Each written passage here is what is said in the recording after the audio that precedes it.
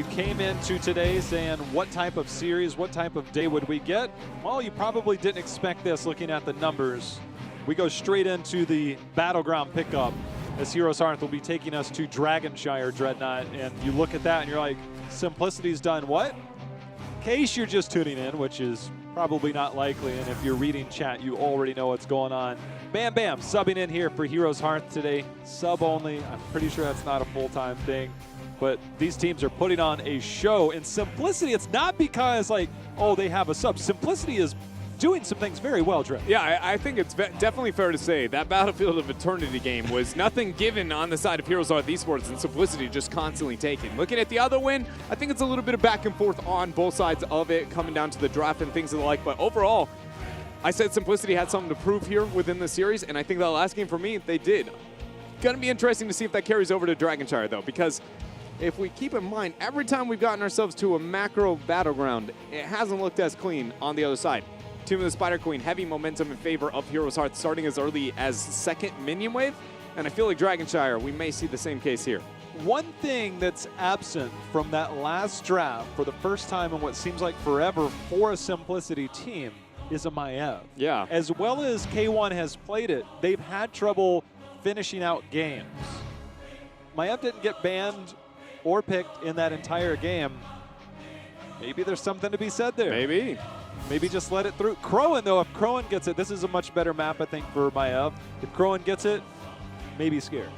And now, with how much we've gotten the bans onto the Diablo and how much Arthas we've gotten out of Bam Bam, I'm wondering, are we going to see him go with a different avenue maybe in this game here? Because ban-wise, I don't expect the Arthas to be as incentivized unless the Maiev comes into play. But if that gets banned out, I mean, I'm just looking at it, and like the Tychus was a pretty good response, you know, yeah. And I don't even think it was necessarily the most clean in the early game. Arthas should receive even more pressure as the game kind of moves on. I think there were some problems with the Sanctification never really always being with the Arthas at the same time, but overall, I'm looking at the Arthas and I go, not just because of Bam Bam, I'm just going all of North American Arthas. We have a lot of it. How do you walk away from the Tychus? Yeah. That's the number one thing. They didn't go the movement speed, the basic, the extra auto attack speed at level 7, instead reciprocate for maybe some extra damage on that smite. So they change things up. And so when we look at Dragonshire, we always talk about, especially with Genji's implementation, I always talk about the threat and the kill potential on the top laner and if they are a vulnerable target. We always forget the original Genji was actually Tychus. The bigger they are to top lane, kills anyone. It doesn't matter. You have a Chen up there? I don't care. I'm going to just one-shot you and then walk away from it. Tychus is one of the best off-lane gankers in Heroes of the Storm because he just kills anybody post level 4. So it's one of those cool situations where it's an older strat, but it checks out that you could bust out the Tychus in response to that here on Dragonshire. We saw Chen on this battleground last night. I don't think we're going to see it again.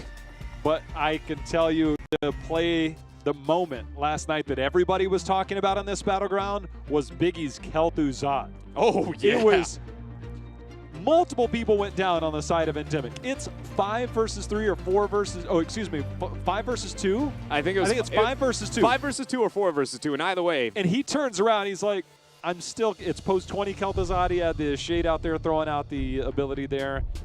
And he ended up taking down 4 people. Yeah. 4 people on the other side. That's going to make our top 5 plays of the week. Yeah, just chain combo in between. A lot of geometry there for big impact on the Kel'Thuzad yesterday. Simplicity's keeping up the Diablo trend here as we see that banned out. Medivh still continuing for HeroesHearth Esports. Another thing to consider here, Jay Howe, is we've talked about HeroesHearth Esports as a team comfortable running Abathur comps on really any battleground. But I pose the question, does Tyrande change the value of Abathur compositions? I don't think we got a clear answer over the last time that we got that, but on a battleground like Dragonshire, if you commit to the Abathur, I look at this and I go, Tyrande outweighs Abathur's impact to the game itself on a battleground like Dragonshire. It's banned out by Simplicity, so it's not going to come to life here, but something to think about. Well, Simplicity, see if they have their chance at Tyrande as a first pick, else they might go into that Maiev, a little more forgiving on this. Instead, Sergeant Hammer banned. So Maiev, Tyrande, all let through. At the end of that game, King Capine had, I think, 71 stacks on his level 1. By far his best hero. Yeah. So much so that Tempo Storm banned it out 3 times in 3 games against Simplicity. They targeted the front line. Nobody's done that since then, but you could see the impact that King Caffeine has and how well respected it is by one of North America's best. And we see the same one, too, we got in game number 1, I believe, here from HeroesHearth Esports with the Urel and the Tyrande combo. The Maya picked up by Simplicity. It provides the kill potential in favor of HeroesHearth with a very safe off lane. And the fact of Urel, Dahaka picked up for Simplicity will help a little bit when it comes to that global advantage in the later stages. There for Zuna. And we move Hosty there over to the Rainer. That means they're making a play on Muradin. There's no way they don't make a play on Muradin. If they're going to deny Tyrael, the other hero that Simplicity's run with most of their Maiev compositions, and you take away Muradin, it is one of those heroes, and you and I have discussed this a lot, is that when you can run a Johanna with a Maiev, Johanna doesn't have to be the main initiator. And when you can get the tether in and follow that up with a condemn, that's more than enough. It's like running a Blaze with a Johanna. You leave the burden of initiation onto another hero. Which is where she thrives best in those type of situations. If we get the white main banned out, still not wanting to deal with that double support opportunity. Because that could open up a Zul here. Yeah, the Zul play. I mean, Zul is still an option, I think, even without the white main. I think you can still commit to a double support and still with the Tyrande in this type of situation, as long as you have the Urel for the offlane supporting. It's not a must-have, but it definitely is not out of the realm of possibility. The Dahaka makes it a little bit more difficult because of his macro forgiveness in that avenue. And we get HeroesHearth going with the Deckard and the Johanna itself to not be so afraid there with the setup into the Maiev 4-man of Simplicity. Well, you brought up an interesting point when we were on Tomb of the Spider Queen, which was wave clear. Johanna, one of the best on this battleground to control that rotation to the mid lane. Rainer, not too shabby with the wave clear, but now if Simplicity does pick up Muradin, their support, well, that's some wave clear with the lurking arm, but see if the HeroesHearth can take advantage of the wave clear, but they have put themselves in an interesting situation because it's double support with the Deckard here to pair with the Tyrande. Who's the hyper carry? Are they going to Vala? Ooh. Or what else do you do with this? You need a hyper carry in this role. If you don't commit to the Vala. Cassia? Blinds work pretty well here, but I think I'd rather the Vala. Yeah. I'm with you. Yeah, just mainly because though Cassia is really nice in that situation, all it takes is one nice Maiev setup with the lurking arm, and when you're at that have range, a hard time. Yeah. So the Vala a bit more forgiving, also having the very fast animation on her vault to be able to get the escape there for Crowan. If Cassia had 5 range, she might be the most OP hero in the game. Could be possible. She definitely has the.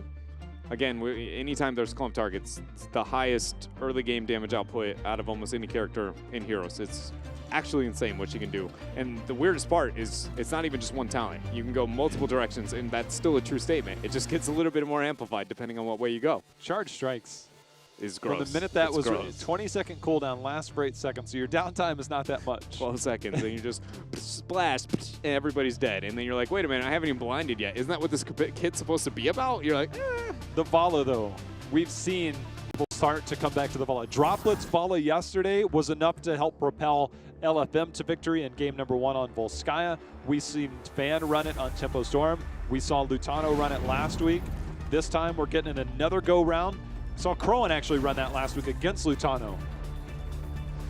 We'll take another crack at it here. He will take another crack at it here. It's going to be a really interesting laning phase, I feel, for HeroesHearth Esports. But the Johanna, Vala, Deckard, Tyrande, not a lot of kill potential. It's really interesting. This is it's not a bad kill potential composition, but it's kind of like a wait for Simplicity to make a mistake. Other than that, the Tyrande is just a traditional support. I think in a lot of the dynamic of how they approach the laning phase here.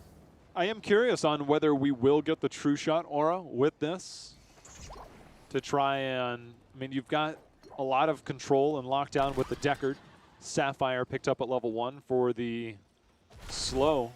But if you really wanted for Vala to just try and burst people down, I don't totally hate that opportunity, actually. Mainly just because, hold up here, this Bam Bam may be in a bad spot. We see the drag out from Zuna. No armor available because we are only level 1 in McIntyre. Then with the hammer knockback, Zuna trying to use the passive there. They end up getting the second kill. It's McIntyre wreaking havoc on the back line. 1 for 1 here between these two teams. Lunar Flare comes out, the connect, auto attack from Crowan, and it gets the kill there as the vault, or excuse me, not the vault, but in fact was the tether back. Another. That's a third. And it's just a absolute bloodbath here in the level 1 wave clash. And J-How, there's a huge advantage here for HeroesHearth Esports. Not in the fact that they got 3-1 kills, but Zuna actually made his way towards the top lane for that off lane pressure to maybe deny Yrel. Yrel made it, missing I think only maybe 1 to 2 minions, which in that situation when you dominate that level 1 clash, you go, oh, but I lost a full wave, so it's going to punish me. Not the case here. So one thing that is going to be fun is one of the best things that Sukov does is that lurking arm with the silence. Tyrande on the other side says, I can remove silences. So trying to lock down a target with a Tyrande around will be difficult. Also the fact that just lurking arm, you're just hanging out and asking for Lunar Flare to interrupt you. That is like true. That. Like, hey, would you like a free Lunar Flare sec? I guess that does make the case for the level 4. And that's the only major argument I see for the level 4 is purely just that distance interrupt. But because Crowan is so much of the hyper carry in this game, I still think I like the true shot a little bit more in this type of situation. They're going to go with the Lunar Flare, though. As Crowan, no fear of walking across that lurking arm. Good zone control here from Simplicity on the Bermuda Triangle, knowing they have a wave clear advantage. Or excuse me, not wave clear, but rotational advantage. Cap has the door toss to get the interrupt there. Bam Bam maybe in a bad spot. Has to use the Iron Skin. Body blocking out Hosty as the Lunar Flare not going to connect from BBJ. Gets a couple autos. Will be able to heal back up. Dread, there's probably I don't want to say a handful of players, but there are certain players that I think are just special.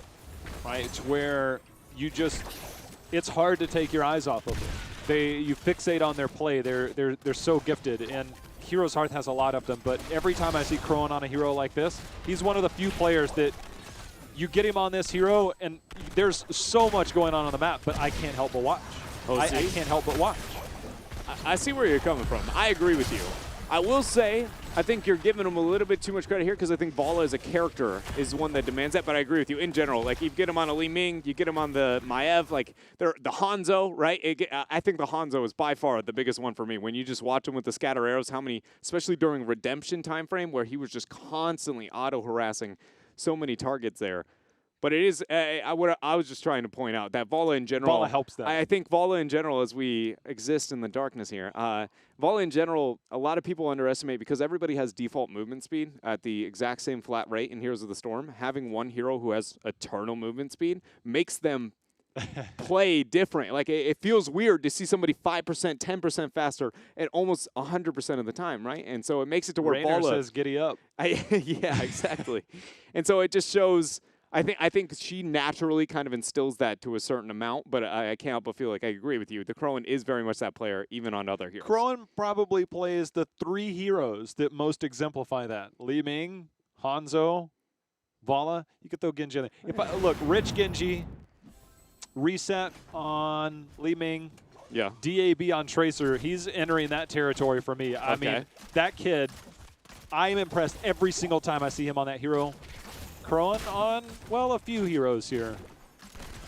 But I'm fixated on it. It's great. For me, in the world of Hanzos, it's got to be SC. He's the guy I always keep my eye on whenever he is on that Hanzo. But here back in North America, not so much at the international meta. Simplicity not able to land the Storm Bolt there onto Crowan. Going to give a big window of opportunity for him to be a lot more threatening.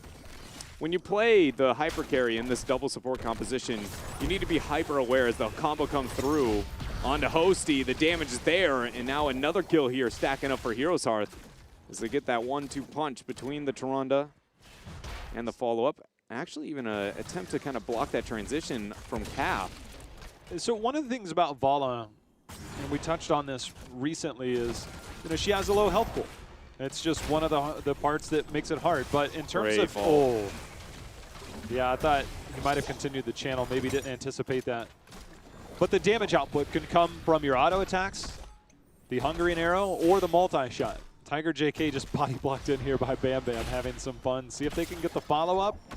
Nothing there. And that's where Vala sometimes suffers, in health bars. So I wondered if we would get the biotic armor at level 4 from Stukov to deal with the auto attacks, because you get the physical armor off that as long as you have that healing pathogen on you. Yeah. But because Vala's damage is so spread out, it's not like a Rainer. There's a serious damage output between that multi-shot and the Hungering Arrow. Yeah, she is a very interesting hero. Her damage is hybrided in between physical and spell. And then also her damage is hybrided between single target and AoE, depending on the stage of the game. Both of them change as time evolves. She starts out very auto attack centric, then moves into the early to mid to way more caster oriented. Then as the game moves on to the late game, she becomes way more auto centric, where her spells are more enabling her auto attacks rather than the other way around. And because of that, yeah, it does make it difficult. How do you build into that, right? Are you looking for the early game, the late game? Right now, it's going to be the early game here for Simplicity as they find themselves the McIntyre in the northern lane, caught out a little bit. See if the punishment is here from HeroesHearth down below. Lunar Flare plus the Scroll Ceiling combo came out, but not enough distance there to create threat. Groen making the plays, but in comes Zuna. Gets hit immediately by that, but there's the tether coming in. That's enough to get another takedown. So K1 Pro continuing to make his presence felt, but that rotation down using the global of the Dahaka, you've got to commit resources somewhere, and they overwhelmed them in that situation, and Simplicity picks up 10. Now make the rotation to the bottom night camp. This will help a lot when it comes to the pressure on the battleground overall. Zuna will make his way up towards the top half. And J-Hell, in this time frame, we need to find Simplicity, find ways to snowball this. Macro is not necessarily the most dominant part of their game, and that this is a breaking point for them to really set the forefront on a battleground that it really is going to matter here. Because outside of that one skirmish, the laning phase has still been in control of HeroesHearth. Calf looks for an invade here. Has a couple of friends behind. Lornado's going to be used there just to ensure as the Blessed Shield plus the Lunar Flare comes out, Condemned with the Rain of Vengeance. Scroll of Ceiling, everything used here onto King Caffeine. The leap over the wall locks it in, and that is going to be the first kill here for HeroesHearth. SK1 barely makes it out. There was a Hungering Arrow that was sidestepped, and I thought maybe King Caffeine makes it out alive, but the takedown came in. Camp took down one tower. But this is a chance for HeroesHearth to claim control. 10 seconds out from the shrines activating. Siege Camp pushing bottom. Simplicity not yet made a point towards grabbing theirs. Instead, they'll grab the Night Camp at the top. And K1 Pro might come over for some assistance to try and take down McIntyre. That's leap number 1. That's going to cool down for another 4 seconds here. Tether comes in. He will have leap in 2. Sets it up. Go ahead and props in. Another leap available as the Lunar Flare comes in. Great dodge there. Not only dodging the reset there from McIntyre's level 7, but also that Lunar Flare as Zuna lands a drag. Top trying going in favor of HeroesHearth Esports. Simplicity securing bottom for themselves, though, so flat trade here between these two teams. Simplicity has managed to stay in another game, and their late game in 2 out of the 4 that we've had has been really strong. It's how they've picked it up. They had a lead in BOE, which was something we hadn't said in a lot of their games as the Dwarf tosses out. But when they have been strong, it's been particularly late game. That's not something we often say for Simplicity. Sentinel gets a reveal through mid as K1 Pro eats that Lunar Flare. They even used the Hunter's Mark on that to make sure and take that Raider down. It puts it on the cooldown, and it takes away the vision control. And around the bushes and the rotations here, that is there. So very heads-up play by HeroesHearth to take advantage of that. Free Lunar Flare coming out. Calf able to dodge it as Zuna picks up top shrine. It's even more important, I think, when it comes to if you ever want to pick up a Dragonite. That's pretty much a free interrupt every single time. Just throw it out there. Because you can hide next to that Night Camp and just get an easy one there. As we see a raw Lunar Flare attempt from BBJ. Calf lands a Stormbolt with the flank above. Do we see K1 pull the trigger there? He's got a shadow setup and get the one in all in onto Hosi as he's already deleted. Oh, but the fan resets. K1 Pro starting to melt them. There's going to be one takedown. He's getting another. There's another. K1 Pro making the plays happen. He's like, you might have taken down one, but you will not take down another. Nice play, nice setup by K1 Pro to turn that fight around. But Zuna didn't go into that shrub to see McIntyre in rotation, and now K1 Pro is going to be met with a McIntyre. If Crowan had made the transition down, that could have set them up for a possible kill. It still may, as he does have an E to escape vault available.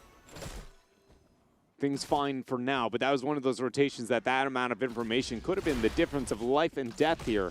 Simplicity now with double shrine control has the opportunity. They need to get rid of this middle wave if they have any opportunity to get the channel, as the Sentinel did come through. That's an interrupt not available, as Yrel dealing with Stukov in the 1v1 down below. Yrel should win that in the long run.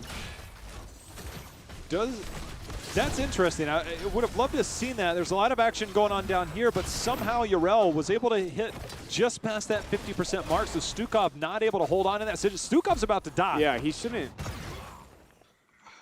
I know we didn't get to see any of this, but like that was a year-long fight on that shrine, right? And you were talking about how he didn't get off the shrine. Well, Yrel's knockback is really good at securing that, mixed with the self-sustain over the long run, but to stay on the fight for that long from Tiger J. Cave seems extremely optimistic. Lornado comes through after the scroll ceiling. McIntyre leaps forward. Go ahead and pop the Ardent Defender. There will be a tether after. They still have no minions, as you've said. He's going to continue to eat those shots, but the Ancient Blessings is enough to keep them alive, and I think Simplicity knows this, so that's why they're trying to take the fight. Stun just missing. But now they're turning it around, Dread. Isolation is going to come back off cooldown now, as the Warden's Cage actually gets popped. The intent there was drag into the max range Warden's Cage to pull the one target in even farther to the fort, take the debuff and movement speed, and then set yourself up for a kill, but not having the synergy there from Simplicity, and it's a big setback now. Relatively even, but HeroesHearth will likely move forward here. You can see at the top left of your screen, King Caffeine will look to try and punish. Lurking Arm, Tiger's just going to get Rain of Vengeance, leap forward there from Crow, and with that vault, Scroll Ceiling is going to be used. Easy dodge for Simplicity. Now K1 Pro flanking from behind. No Warden's Cage available for 58 seconds. Double Shrine control in favor of HeroesHearth now as they make the rotation up towards mid. Zuna still kind of quarreling here. Blessed Shield, Lunar Flare, Condemn, Rain of Vengeance, all the crowd control in the world. And Hosty just out of here. That's one of those, that's the struggles of being the ranged assassin. Not much you can do about it, mate. Now the contention for that, we'll see K1 Pro, can he get there? Do we have enough interrupts in time? And it is enough. No DK picked up here by HeroesHearth, but 16 Dread is very close for HeroesHearth. And as much as we're seeing Simplicity keep control for now, the only way they can conceivably and comfortably do this is to take that global, and they do just that. They'll take the bottom one, but Zuna will be met by an entire team of Simplicity who was already within range. There's a timing window to try and do that. I don't think that was the window. Yeah. Nice setup, though, from HeroesHearth. Yeah. Puts them in a nice situation to walk in a Dragonite here. First Dragonite of the game, I believe, on their behalf. Stormbolt not going to land. BBJ just zone off for Ishbu. If this invade is successful there for Bam Bam, sniffing it out a little bit too late there. Could have been a big momentum there, having giant offlane pressure while Simplicity losing a little bit of experience to boot. Nice victory there, but now we see HeroesHearth siege away with this Dragonite. Middle is going to be the focus. Now make the transition down towards bottom. Question is, how much damage does HeroesHearth get to this bottom keep before we see the all-in from Maev and the dive pass for Simplicity? Because that is what this composition has to do in their defensive stance.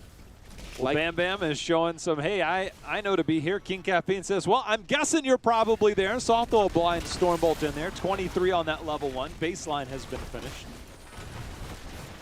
As we see the 1v1, McIntyre maybe not being as much of a gentleman in respect towards that as most people would like here. Now it's become a 2v2. Dread, the defense towards this keep has not been as aggressive as I thought. This is sieging down pretty easily. I think it's because the words you're looking for is the lack of defense towards the keep. It's been, can we fight them? But nobody's pulled the trigger. So it's led to this Dragonite's 1v1ing onto your keep.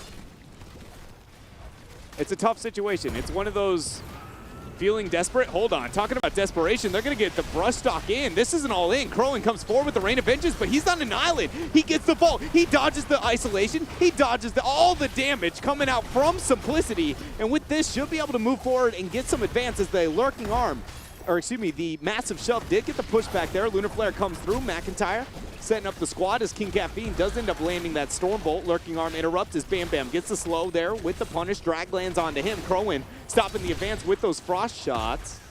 Lunar Flare does not connect to Calf. And this should be an even kind of matchup here between these teams. Well, Simplicity, they went for it there, Dreadnought. They'll have to do it again. They find themselves down a level and a half. And so as much as they wanted to take that fight, they ended up having to walk away. They'll have to have another fight to try and get back into this before 20. Without the keep, it is defensible in some manner if you give up an early enough DK. But with catapults and that lane pushed out, the inevitable end will be here. And we don't have mouth ale. I like that. Here's the stack. HeroesHearth setting themselves up here for the end of this game. We've seen this style of push before, where you have catapults, double camp, and you just push directly onto core. It's best with double support hypercarry comps. It's one of the most forgiving because of how long you can continuously siege. It's literally the equivalent of a normal hammer decker composition, but you didn't have to draft a hammer. King Caffeine on the flank has proxied Oh, the but the knife combo on camp a there, Crowan. There's the double support. He went from 0 to about 90 real quick, and now, speaking of 0 to 90, we're going the opposite direction as the kills have been there. K1 Pro getting the reset on those knives, but he's taking so much damage, as I believe that was the snipe from the hammer. Massive shove comes through, but it seems like it is just stalling out, as you said before, the inevitable here. Bam Bam and friends of HeroesHearth Esports make their way up to the core. Tiger JK is going to eat the Lunar Flare. He's next to drop. Only Zuna and King Caffeine stand as the drag ends up missing Crowan, throwing out the auto attacks, even body blocking on Avala. That is the confidence displayed here as HeroesHearth wipe the floor there with Simplicity. And after 5 games is able to close out this series 3-2. There's only one question left to be answered. And pretty sure chat's already spamming it. What does that series look like if Bam Bam got to play Diablo? Nope. What's the question then? Do we get Bam Bam interview? Oh. Because you know that chat is just... If there was ever a time to see an active chat, I imagine they are... The Bam Fam is out. As think about B-Kid, right? B-Kid, everybody... You know, bless RNG for B-Kid interview. We don't know yet. We'll find out whether that. I don't even know if that's allowed. Who cares? I don't care who we get. We still get to talk to HeroesHearth, and they're always a treat to talk to. I mean, Bam Bam's a treat to talk to. I haven't talked to him in about a year. It's been a while, so it'd be nice. But the rest of HeroesHearth is pretty cool too. I mean, it's not taking anything away from them. It's just not every day you get to talk to the Bam Bam, especially about pro heroes. I am curious now. Our Open Division team, Scythe, they actually get, by winning the Open Division playoffs, they get to pick their opponent in the Crucible, which is 2 weeks away. We'll have playoffs next week, Crucible in 2 weeks. After our recent performances from No Tomorrow and Simplicity. Who do you choose? Yes, that is a much more difficult decision. A week or two ago, I probably would have said this. Okay. What do you say now, though? I want to know. I don't know. If you were one of those teams, if you were to guess. Looking for a coin. Okay, and I will straight flip that bad boy all day. Ooh, I think when I look at it, I look at my team's strengths, and I go, what do I think when everything's on the line? What do I want to say? If we lost this series, what do we stick to? And we felt comfortable that we got our best performance possible. And then I go, whatever that is, whatever is the biggest weakness, that strength is the biggest weakness. Whatever team I think has the biggest weakness and my biggest strength, that's the one I'm choosing. And in my opinion, that would be macro. I'd take macro all day. Scythe has an amazing macro awareness that for an Open Division team, I am very impressed with. And that's where I'd be like, that's my strength, that's what I feel comfortable with. Which one of those two has the weakest of that? And I feel like it's a simple simplicity. Decision. And there you go. All right. But it depends on what my strength is. I know there's some much love out there. We're going to break a few hearts, but we still get the beautiful, the wonderful Ishbu here.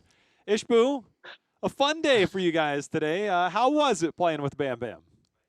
It was a ton of fun. I mean, he was just trying to absorb everything we kind of threw at him, and we kind of threw him to the wolves a few times. But, I mean, all in all, it was a fun set from us. I particularly got to play a bunch of fun stuff. You know, I didn't have to play my tank role. Bam Bam got to teach me how to play it, so I have some notes for the future. So HBoo, we saw you play you were on the Deckard last game, right? yes, that's Yeah, correct. so we had Deckard, we had Li Ming. Which do you prefer flexing over? You want to play that support role, or we saw those damage numbers, by the way, on the Li Ming at the end of that game. Which do you prefer? Okay, well hold on. That's a glass cannon poke Li Ming. I'm gonna have numbers regardless of whether I'm good or not. But I mean, honestly, the character I prefer the most is the Phoenix from Game 1. Like that's the type of hero I've really enjoyed.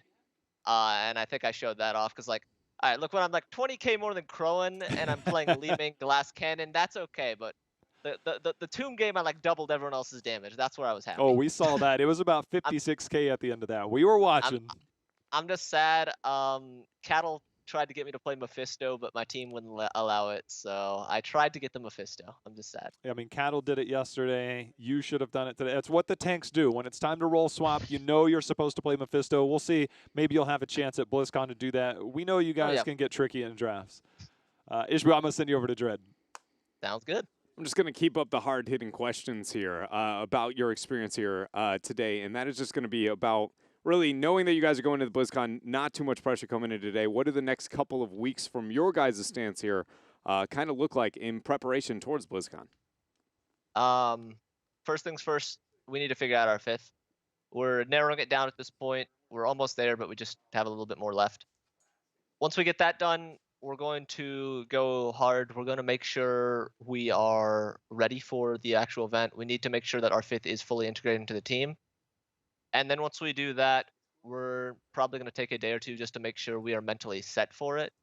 I mean, grinding, working is all that's good, but I mean, if there's one thing we found from last international event, it's that mentality is a lot. It has a heavy impact on these events.